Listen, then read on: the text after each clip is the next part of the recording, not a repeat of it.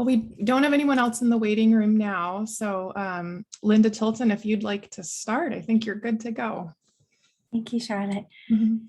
Good afternoon, everyone, and welcome to today's Lunch and Learn webinar in honor of Sea Grant's 50th celebration. This is the second event in a series of Lunch and Learns over the year focused on topics in which our program is closely involved. USC Sea Grant is part of the National Oceanographic and Atmospheric Administration, NOAA's National Sea Grant Program, a network of 34 university-based programs. Our program contributes to solving the problems of the urban ocean while recognizing the opportunities for coastal commerce, recreation, and improving the quality of life in coastal regions across Southern California. Today's event will focus on the past, present, and future of ocean literacy. We will hear from 3 professionals in Sea Grant and NOAA who all play an integral part in furthering ocean literacy and true experts in this field who I'm very honored to have as colleagues. I want to thank them all for being here today. Our speakers for today are Dr. Diana Payne, who serves as an associate professor and education coordinator with Connecticut Sea Grant. She is a chair of the National Marine Educators Association Ocean Literacy Committee and past president of the association, as well as past chair of the Sea Grant Education Network and past chair of the New England Ocean Science Education Collaborative. She has served as an international expert in ocean literacy with the Fulbright Specialist Program. Diana is co-editor of the first international book in marine science education, Exemplary Practices in Marine Science Education, a resource for practitioners and researchers. She holds a bachelor's and master's degree in biology and estuarine ecology, a Connecticut Educator Certification in Biology for grades 7 through 12, and a doctorate in educational psychology from the University of Connecticut's Nag School of Education. Sarah Schoedinger, our second speaker, is a senior program manager in NOAA's Office of Education. For over 20 years, her work has focused on building ocean literacy, environmental literacy, and science literacy among K through 12 and informal science education audiences. Sarah leads the office's ocean literacy program and co-leads NOAA's environmental literacy program, which involves collaborating with and providing grants to formal and informal science education organizations to build environmental literacy and promote the use of NOAA's related science and data products. She's vice chair of the National Marine Educators Association Ocean Literacy Committee and past president of National Marine Educators Association. Sarah has a BA in philosophy and history of science and mathematics from St. John's College and a master's of science in marine science from the University of Delaware. Lynn Whitley, our final speaker for today, who's recently retired, has over 25 years of experience working in the field of ocean and science education and outreach. She served as the USC Wrigley Institute's Environmental Science Pre-College Education Program Manager, focusing on outreach and K-12 program projects across Los Angeles and beyond. Lynn also worked for over 12 years with USC Sea Grant, including her participation in creating the Sea Grant Education Network. She's a member of the National Marine Education Association's Ocean Literacy Committee and a past president of the association. She served as past chair of the Education Network for Sea Grant and past co-director of the NSF-funded Center for Ocean Sciences Education Excellence, COSI West. She is actively involved in the Ocean Literacy campaign and has been since its inception in the early 2000s. Lynn has a bachelor's in English from Florida State University, a master's in geography and environmental studies from USC, and California CLAD teaching credential. Today's discussion will be a presentation where there'll be plenty of time to ask questions at the end. Also, please feel free to type any questions in the chat during the presentation. Our staff will keep track of them and make sure to pose those. Finally, the webinar is being recorded and will be posted on our website following the event. And now I'll turn things over to our presenters. Thank you all for being here today.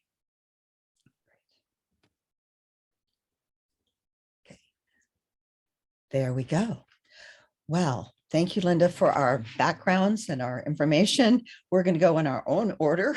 And I'm Lynn Whitley, and I'm going to get us started here with looking at the ocean literacy essential principles. We'll talk a little bit more about these later, but this puts them out in front of you.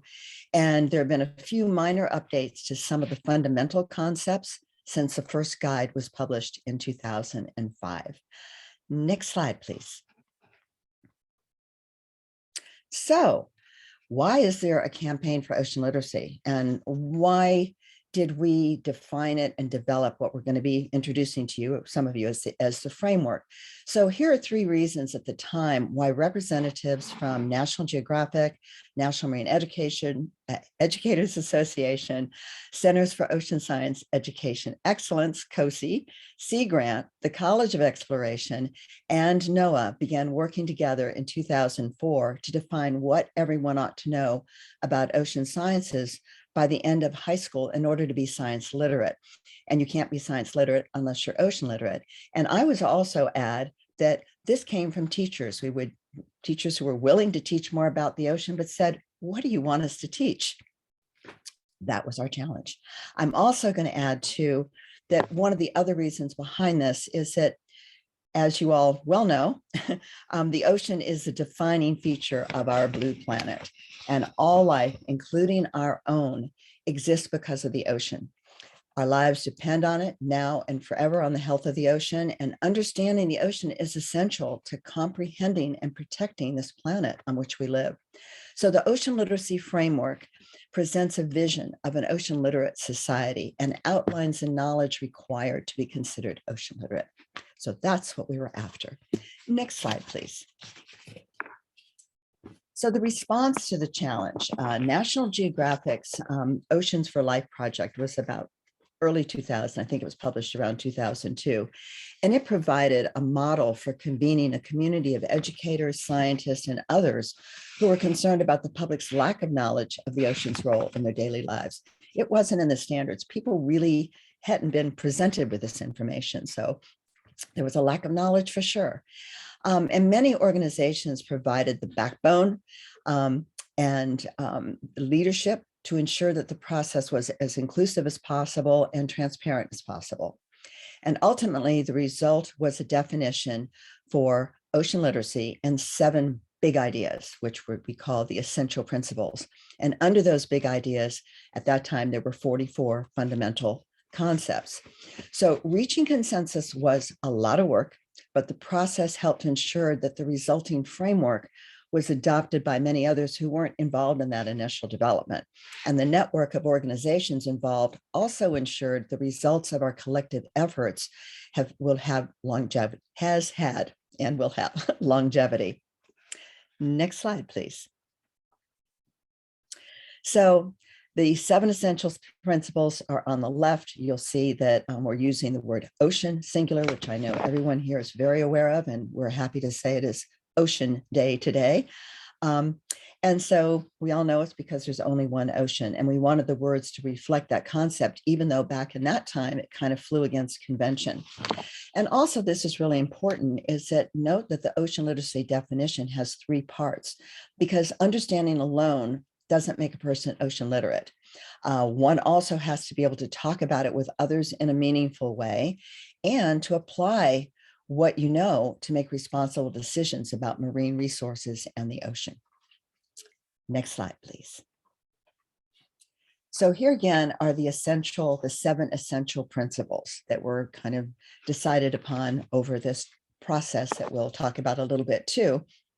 And some principles have more fundamental concepts under them than others, and some could also fit under one essential principle as well as another, but the choice was made not to have a fundamental concept under more than one essential principle. So the fundamental concepts which underlie each one of these essential principles have remained largely unchanged, with 3 notable exceptions. In principle 4, we added the third, a third concept, or a third, yes, fundamental concept. And that's how the ocean provided and continues to provide water, oxygen, nutrients, and moderates the climate for life to even exist on the earth. So it really makes the earth habitable. In number 6, we added humans, where the humans and oceans are connected. We added the concept of ocean acidification in 2013.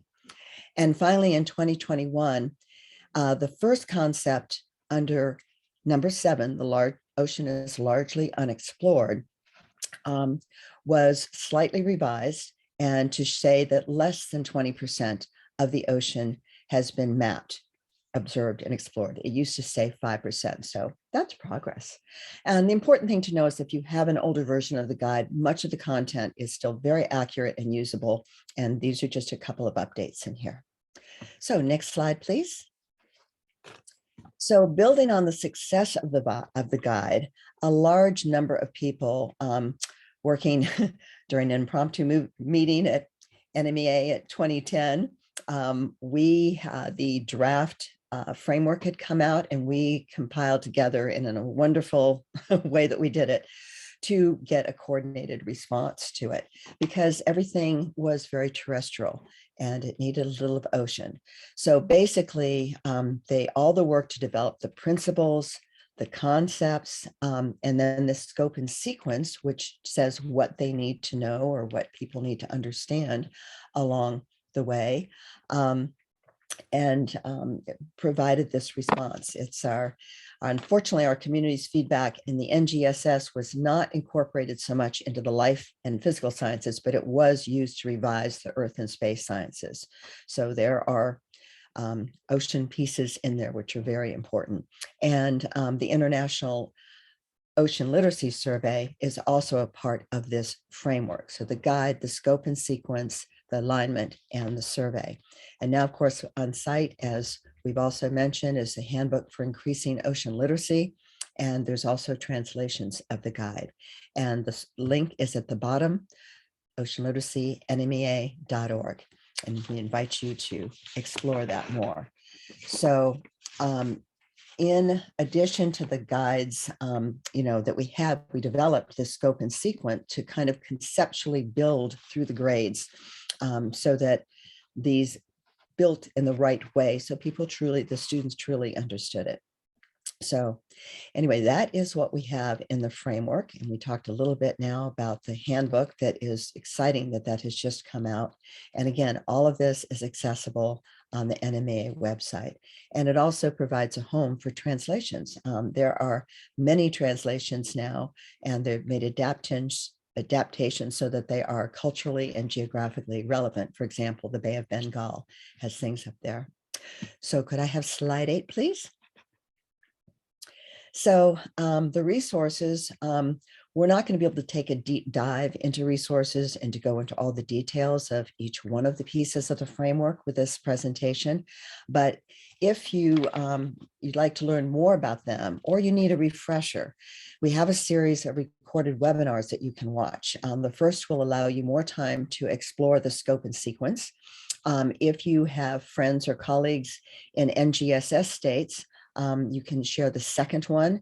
We explored that fully in there. And then webinar 3 was focusing more on the framework for an informal and formal education, and including the UN decade. It does not include most of the very recent activities, which is what we're trying to bring to you today. So it does not include the UN Decade of Ocean Science for Sustainable Development, the Ocean Decade, and we're going to learn more about that later. Next. I think we turn it over to Sarah. That's right. Thanks, Lynn. Oops, sorry, let me get pulled up here. So now that Lynn has introduced the Ocean Literacy Framework to you, or reminded you of what it's made up of, we'd like to share a bit about the impacts we've observed since 2005, when we first published the guide. And this is by no means an exhaustive list, but it wasn't our intention to be a model for other academic disciplines or other topic areas.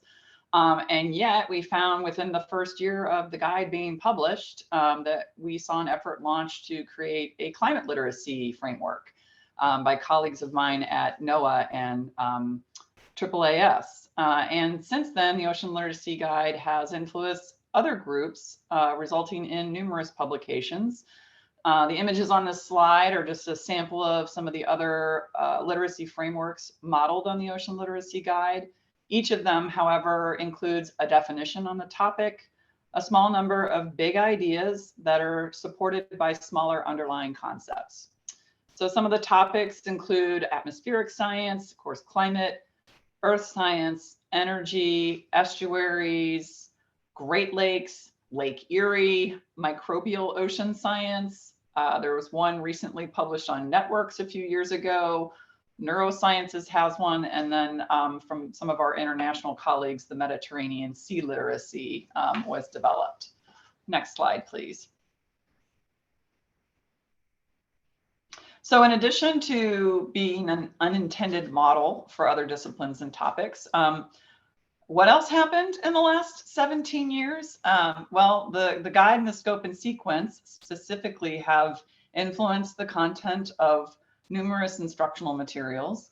The Ocean Literacy Framework was available to the writers of the National Research Council's 2012 publication, A Framework for K-12 Science Education, Practices, Cross-Cutting Concepts, and Core Ideas, as well as the writers of the NGSS. Lynn just mentioned that a few minutes ago. NMEA, COSI, and Sea Grant members used it to guide feedback during the public comment periods for both the development of the NRC framework, which set the boundaries for the content that could be considered for the next generation science standards. And then we also used it in commenting on various drafts of the next generation science standards. It, to this day, remains a tool for state science and environmental education standards committees to include ocean sciences in development or revision of their standards. And the Ocean Literacy Framework has proven to be flexible and somewhat universal, although it's US based. Other communities and cultures have been able to adapt the framework and modify it, but still keep the general idea intact. And as was mentioned earlier, we have several translations of the guide into Portuguese, Chinese, Japanese, and we're working on a Spanish translation right now. And if you'd like to see those translations, we'll drop a link in the chat later on to make sure that you can access those. Also, just as important as the translations of the guide into other languages was the development of curriculum and instruction in other countries. Those have also been informed by the Ocean Literacy Framework, and some specific notable examples are in Japan. They have a curriculum for a master's degree program that was shaped by the Ocean Literacy Framework. And in China and Taiwan, they have established a national marine education curriculum based on it. And then most recently, our colleagues in South Africa have been successful advocates in having it adopted, having a secondary school curriculum adopted that recognizes the 7 essential principles of ocean literacy and integrates many of the concepts that are contained in the framework. Next slide, please. But it's not only in sort of formal K-12 realm that the Ocean Literacy Framework has had some influence. We also saw pretty early on, and this is not entirely without some thought behind it, that when we developed the framework, we wanted it to be useful in K-12, but we also saw that it could provide some common messaging for informal science education.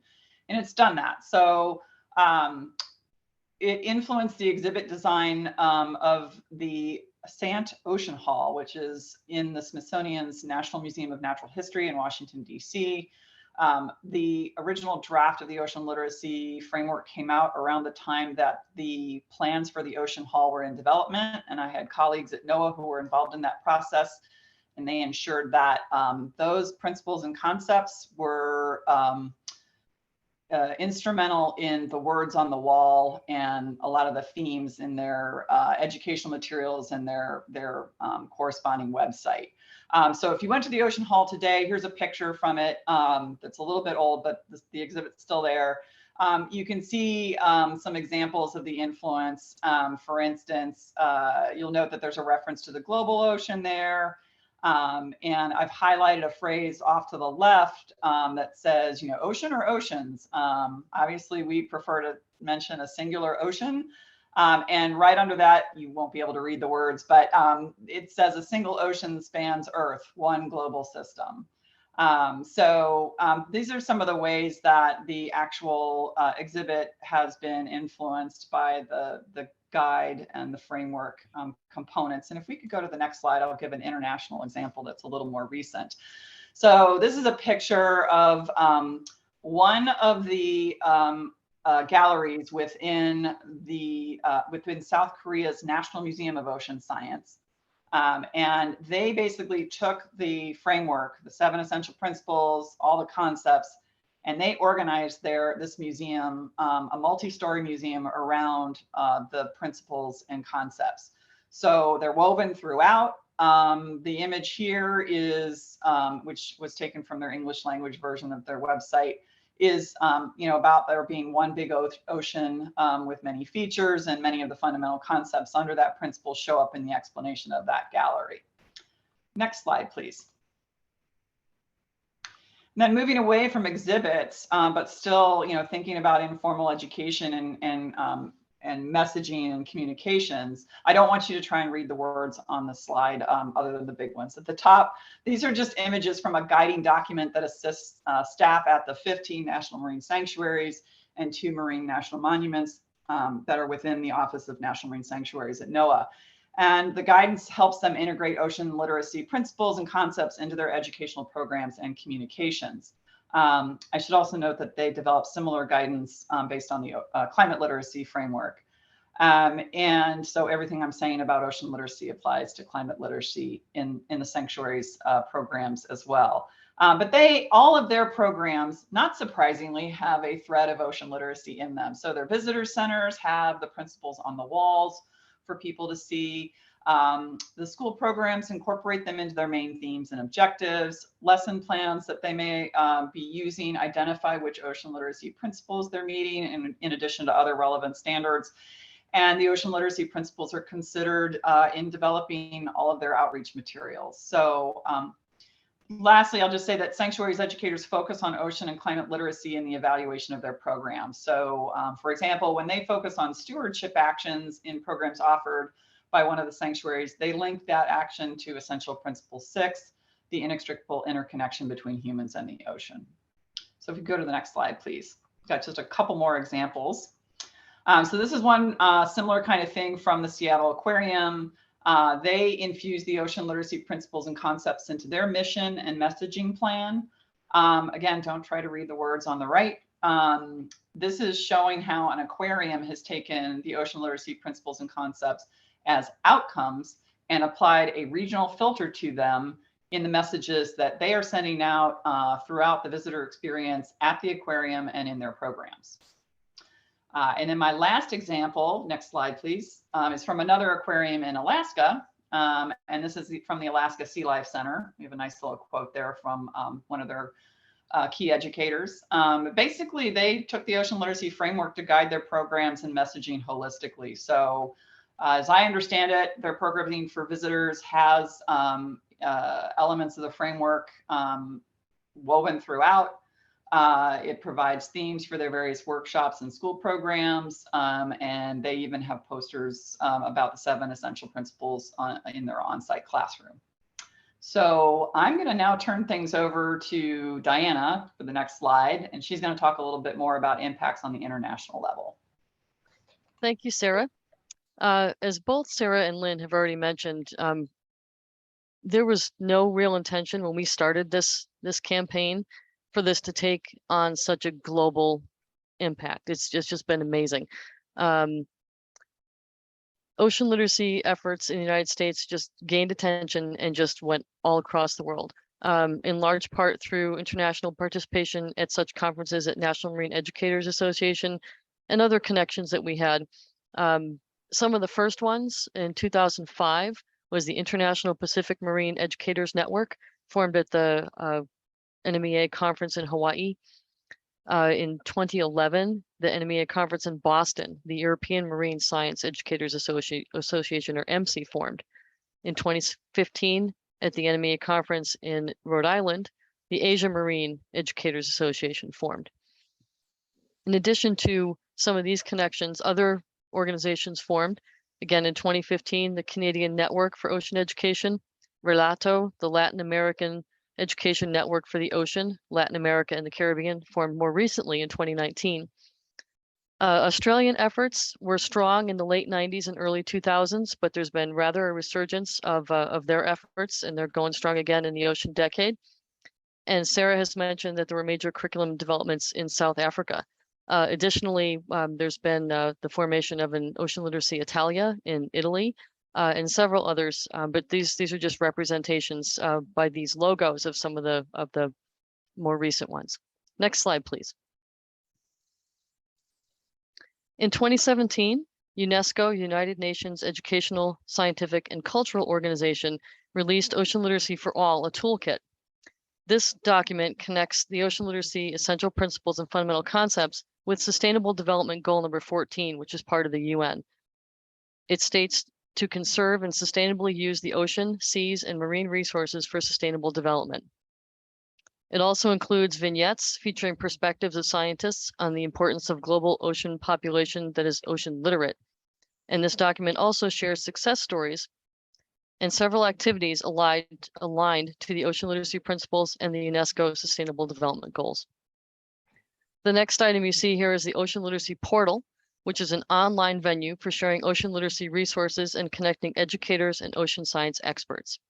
It has a searchable database, and for those who sign up, provides shared workspace for the global ocean literacy community. Note that the Ocean Portal is not just focused on ocean science, but also on culture, and it has been recently updated. And as most of you are probably well aware, the UN Decade of Ocean Science for Sustainable Development, led by the Intergovernmental Oceanographic Commission, or the IOC of UNESCO, kicked off in January of 2021. While the main focus is on scientific data collection and advancing ocean technology, it's important to note that ocean literacy is a key component of the Ocean Decade activities and includes a specific program, which I'll mention in a minute, Ocean Literacy with All. The Ocean Decade has several challenges and several outcomes. So one of the most relevant Ocean Decade challenges is challenge number 10, which ensures that multiple values and services of the ocean for human well-being, culture, and sustainable development are widely understood, to identify and overcome barriers to behavior change required for a step change in humanity's relationship with the ocean. So the key phrase here is that humanity's relationship with the ocean changes. So NMEA, NOAA, and other organizations in the United States and abroad are poised to support ocean literacy efforts that support and build toward Ocean Decade outcome number 7, which is listed here for you, an inspiring and engaging ocean where society understands and values the ocean in relation to human well-being and sustainable development. Next slide, please. So the program that I mentioned earlier, Ocean Literacy with All, is led by Dr. Francesca Santoro, who works for the IOC UNESCO Ocean Literacy Program as an ocean literacy specialist. So there are 3 main goals of this particular program. One is to advance ocean literacy through international partnerships and networks. Another goal is to design and implement transformative, locally and globally relevant education research-based activities and projects by and for diverse stakeholders. And the last one is to build capacity for behavior change to achieve an ocean literate society and help ensure sustainable development of our global ocean. Within this particular program, there are several components, which include measuring impact, collaboration training for a variety of stakeholders, making sure that ocean literacy resources are accessible, encouraging networks that already exist for ocean literacy and developing other networks to fill in some of the gaps, and monitoring, reporting, and expansion. All of this with a large focus on diversity and equity across the globe. Several of our colleagues are involved in this. But the point being for ocean literacy with all is that the efforts in ocean literacy are increasing dramatically and globally and are well entrenched within the ocean decade itself. Next slide, please. So now that you've heard us talk about a lot of these different things that the way that ocean literacy came to be, how it's been spread through formal and informal education, and even around the globe, we're hoping that we've inspired you to get involved in the ocean literacy campaign. So some general suggestions for you today: obtaining some of the copies of some of the documentation that we've discussed. There have both Linda, I think, and Leah had dropped in the chat some information about how to get directly to those sites for you. You can join an organization that promotes ocean literacy. NMEA is one of them, but there are several, and NMEA has several regional chapters. Advocate for ocean literacy in your state science education standards and assessments. So this goes not only for teachers, but even as a parent or just a citizen in your community. You have a very strong voice at the local level, and we'd appreciate your assistance with that as well. And we're all parts of other networks and communities of practice. So become informed about ocean literacy and be an advocate for ocean literacy in those other communities. There are many organizations focusing on climate literacy and environmental education and community resilience. So seek out those organizations and bring the ocean voice to those organizations. Obviously, you can attend a conference or a workshop. Could be NMEA 2022 coming up in July on Long Island at Hofstra University. Next slide, please. Sarah mentioned several ways that local aquariums and science museums have strong marine education focus, and it's a great place to be inspired and learn more and make some great connections. Another component is being a voice for ocean literacy in public policy discussions. That could also help us to get more funding for ocean sciences education programs and to help change some of the policies in ocean sciences and education. You can help us by promoting ocean literacy on social media. We have a couple of recommendations here for you. You can use those hashtags, and you can tag our National Marine Educators Association to help promote that information for you as well. And the last point I'd like to make is that environmental literacy, including ocean, Great Lakes, and climate literacy, is really fundamental to everything that we do. Because the ocean is a defining feature of our planet, it's an essential component of environmental literacy. Next slide, please. So what's next?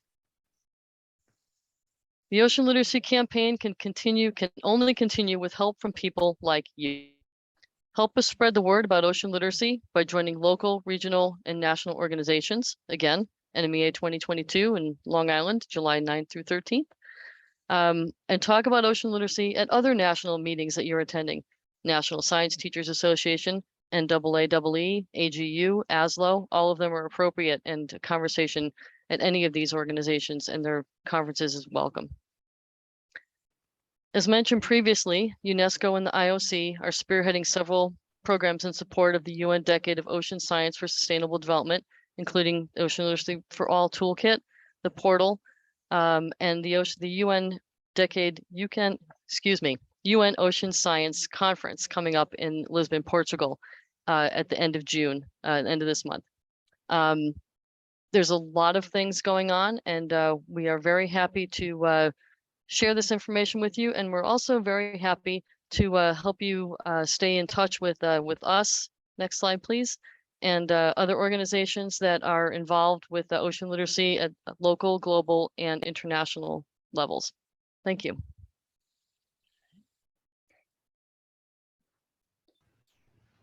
Okay, great. Now we are moving on to the Q&A session of this webinar.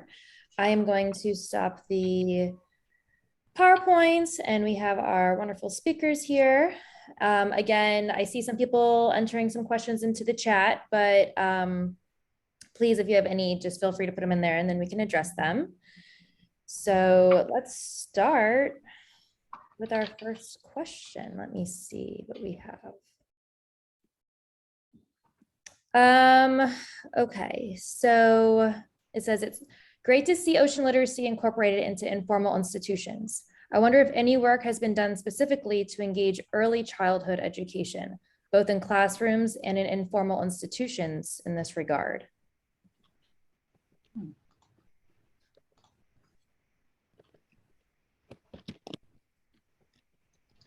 I don't know off the top of my head specifically about early childhood education. I'll look, but I believe we may have created a collection about NOAA related early childhood resources, but I'm not sure they're all specific to the ocean. I would have to go look at that. Don't know if Cecilia has her hand raised. I don't know what that means. So I was just going to jump in. We did an ocean literacy workshop in person last month, and we did have a small group of elementary educators, and we were working with informal educators with the Virginia Aquarium and Marine Science Center. We struggled a little bit to incorporate them, and we had actually discussed that we had plenty of resources for middle and high school, and we thought that it was a little bit of a stretch for us to figure out how to accommodate the elementary level. And so I think that is a very good point. I think that's definitely something that we need to give a little bit more thought to. if I can follow up on that, Celia, was the challenge around that you didn't have instructional materials for early childhood educators to use, or just the idea? I mean, I know we, our framework starts at kindergarten, right? So if you're dealing with pre-K, yeah. Well, is that the issue, or like what issue, really was the issue? I think the issue was because none of us were elementary educators, we had a hard time explaining to them how to best incorporate it into their curriculum, since they don't often have a specific science course, and so they have to kind of weave it in other places.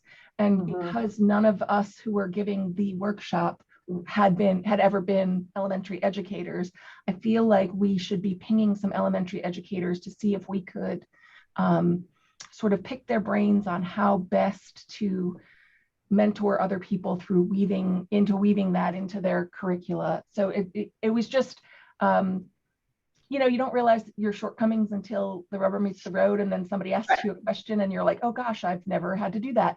So, but that was something that we noticed in our program. Some of the elementary educators were not entirely certain sort of where to start. So, so the materials that you guys provided were great. It was more of a figuring out how to work it into the curriculum. Okay. And I see that Linda Chilton put in the chat that she has a variety of resources to share that are related to early childhood and elementary levels. So, excellent, because we're planning on offering this workshop every year. It was such a success. Oh, and great! So, oh my gosh, it went off even better than we had hoped. So we're planning on doing it every year, and we were hoping to really strategize about those lower grade levels before we do it again. All right. We'll definitely have to follow up on that. Great. I have another question for you. Diana, you mentioned the need for policy changes in ocean literacy in the future. What are some examples of those? What is needed? Well, I have mostly, I can give you an example from Florida. Once the guide came out, and especially the scope and sequence, the Sunshine State standards actually started to incorporate a lot more ocean concepts into their statewide curriculum. A more recent example actually is from Brazil, where Ronaldo Cristofoletti actually changed the curriculum in his town based on the ocean literacy standards. Yeah, so he's hoping that that's going to act as an example for the rest of Brazil, and that was literally, I'd say, just a month or two ago. So yeah, so there's a lot of different ways to do it, and I'll speak for my state, which is Connecticut. We have 169 towns and 170 school districts. Figure that one out. So it's a little more challenging to get to every single school district, but a lot of states run by county. The curriculum is at the county level. So if you can make some insteps into either just working with teachers individually and showing them how they can incorporate their ocean science into their curriculum and instruction using some of the tools we've just provided to you, or if you can work at the state level. So top down and bottom up both are helpful. And then anything you can do at the policy level. I'm just another one more Connecticut example, sorry.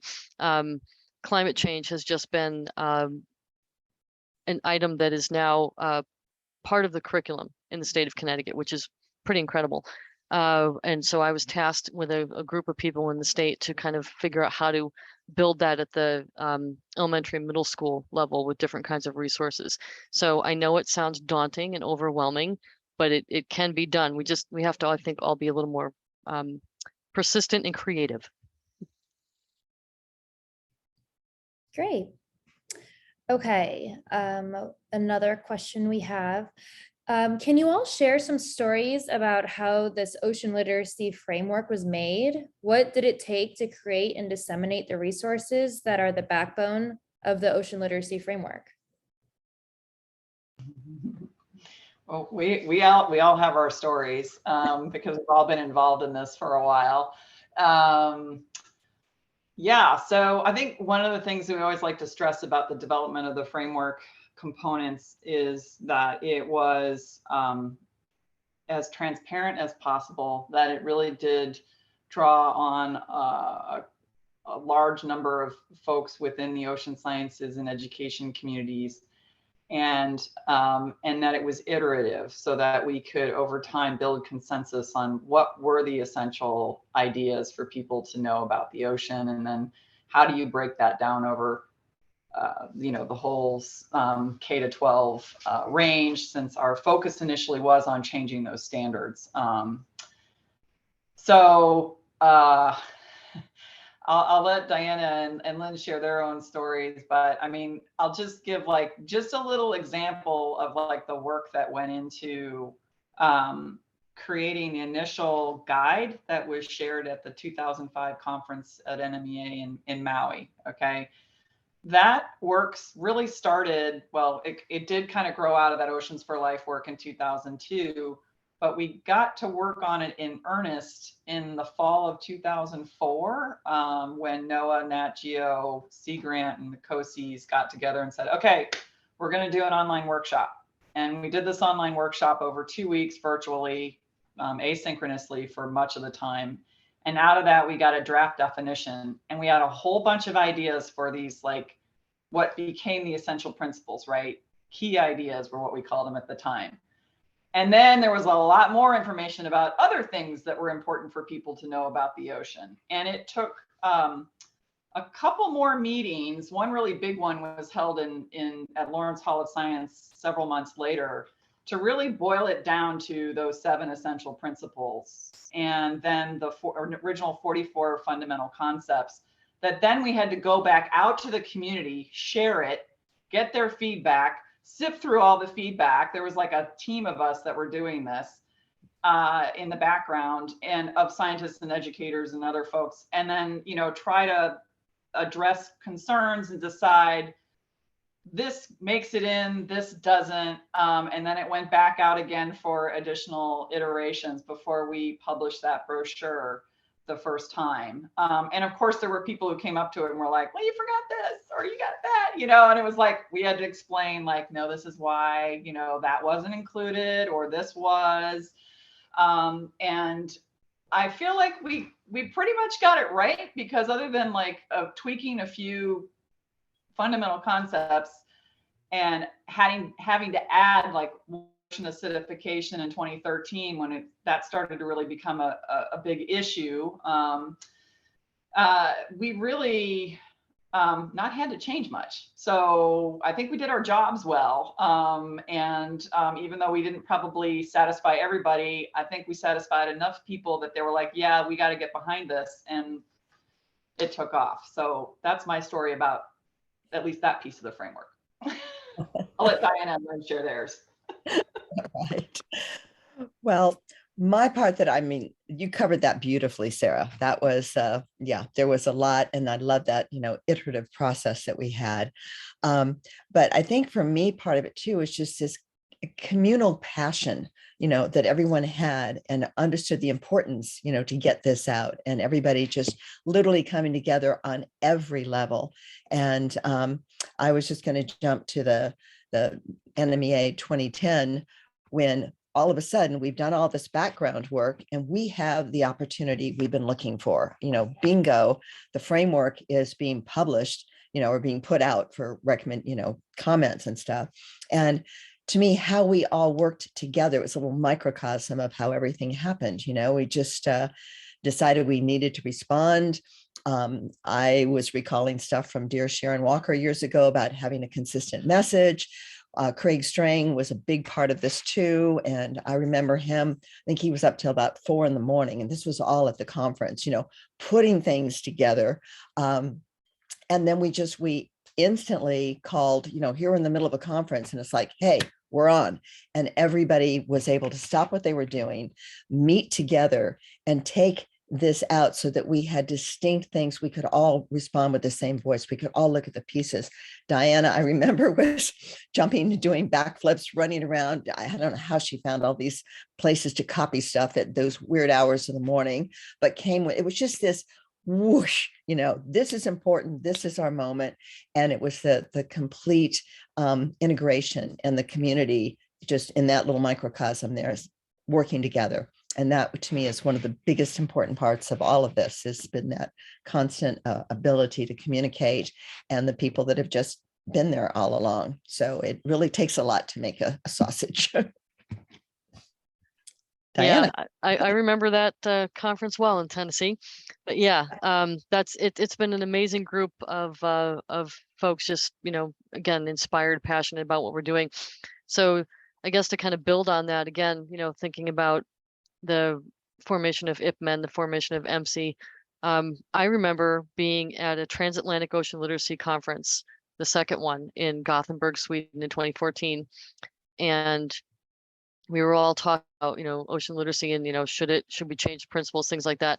And so those of us from the US kind of stood back and were just kind of advisors, and to watch these folks from a lot of different European countries come together and talk about, we think that these 7 principles are pretty strong, we can change things underneath, but to watch them all come together and say, yes, we're going to go with the ocean literacy principles. And then the formation of several different organizations, out of that, some funding from the European Commission that funded Sea Change and a couple of other organizations, just to be in the room when all of this started to wonderfully spiral out of control was just incredible. Wonderful, thank you. And we have the next question. Amy is going to ask it to you guys. Hi, so I work with Diana. She's part of NEOSEC. I am NEOSEC manager, which is the New England Oceans Science Education Collaborative. And we have a joint collective goal of promoting ocean literacy. And you probably have heard about our ocean literacy summits we have every 2 years. We started in 2006, where we introduced the ocean literacy principles. And then every 2 years, we've focused on one of the principles. So now we've done all 7. And for 2023, we're thinking of, we're going to continue with our ocean literacy summits, but how do we continue? How do we further promoting ocean literacy? I'd love to hear your thoughts on good ways to move forward in promoting the principles.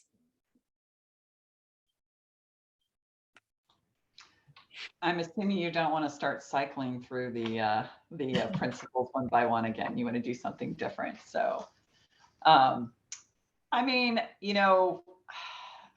there are a lot of different things you can do. You could focus on how do you take the ocean literacy principles, which are largely designed around content knowledge, and translate that into application of that knowledge into action. Because that's something, while that's embedded in the definition for ocean literacy, we don't unpack that. That's not what these ocean literacy concepts deal with, right? They're like one part of if you think about the next generation science standards, three-dimensional teaching and learning that was outlined in the NRC framework, like we're the content piece of that, the disciplinary core idea piece of that, but not necessarily the science and engineering activities, for instance, or skills. So maybe thinking about ways to layer in the ocean literacy concepts with skill building to take action toward ocean conservation, which is sort of the ultimate goal of being an ocean literate person. Yeah, that's kind of where we were going with like applied, but trying to figure out how we can apply the action without just focusing on principle number 6. I mean, the other one that you could, well, yeah, I mean, that is, of course, the most obvious connection is principle number 6, of course. Yeah, because you can start there, but you may, I mean, as you're trying to address, I don't know, a particular coastal or ocean issue, that's where some of the other knowledge about some of the other areas comes in. I mean, let's just look at, things like sea level rise, the interaction of the ocean in, with climate and weather, and, you weave in quickly, you're getting to essential principles 3 and, 2 and 3 really, in addition to that essential principle 6, right? So you very quickly can tie together concepts from under those 3 principles, just talking about something like sea level rise, the influence of, increased storm activity on coastal erosion and other processes that are, affecting that. That's just my off the cuff response. Diana and Lynn may have other creative ideas.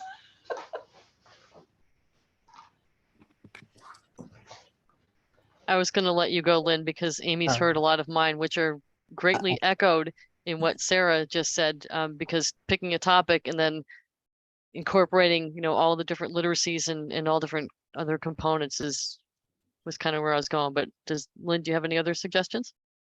No, and then I'm always so practical. It's like you could somewhat hit on the scope and sequence, like how do you teach these? And maybe that was part of what you did with the principles themselves.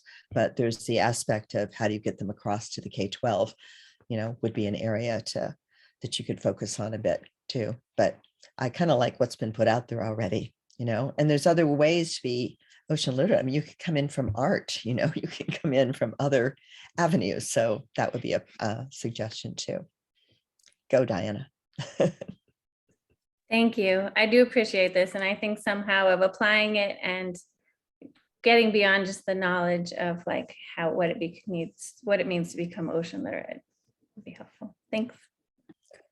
Okay. All right, this may be a good time to stop and just say thank you so much to Diana, Sarah, and Lynn for sharing all of your wealth of knowledge and your work on this important topic, furthering ocean literacy. Charlotte has provided some information in the chat, some links. We have a handout that has the contact information of these 3 speakers, as well as the links in the PowerPoint. The PowerPoint will also be provided on our website after this, along with this recording. If you have any questions that were not answered or you want to continue to talk, either reach out to me or either of these 3 speakers. And thank you so much, everyone, for joining us in our second Lunch and Learn of the year, celebrating our 50th anniversary. If you're interested in any of our future Lunch and Learns or any future education events, please follow us on our social media accounts, follow us in our newsletter. That's where we post a lot of our information, such as the recording of this. So thank you so much, and happy World Oceans Day, and have a great day.